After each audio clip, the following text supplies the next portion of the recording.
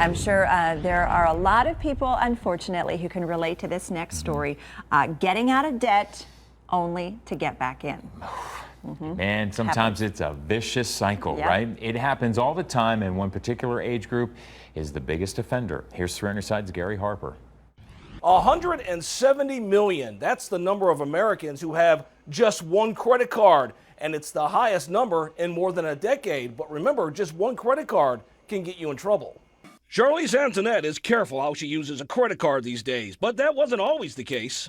I would just buy whatever I want and charge it up. She'd push her plastic to the limit, but the biggest problem, once she'd pay off the cards, she'd just fill them up again. Experts have a term for this: yo-yo debtor. A yo-yo debtor is someone who treats their debt like a yo-yo, right? They pay it off and they reel it back in and then they release it and they get back into debt. And while financial experts say yo-yo debt impacts all ages, a recent survey shows nearly a third of millennials have maxed out a credit card.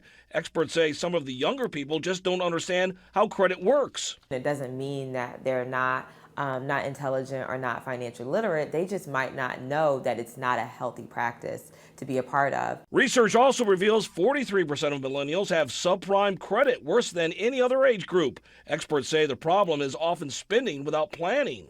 It's typically there is no budget in place, therefore they're running a budget deficit over the course of time, which in turn balloons the credit card debt. Tips to stop the yo-yoing: budget monthly, know your credit limit, pay more than the minimum, and increase savings even while you're in debt. Charlize says she reached her limit when she didn't even have enough credit to rent an apartment.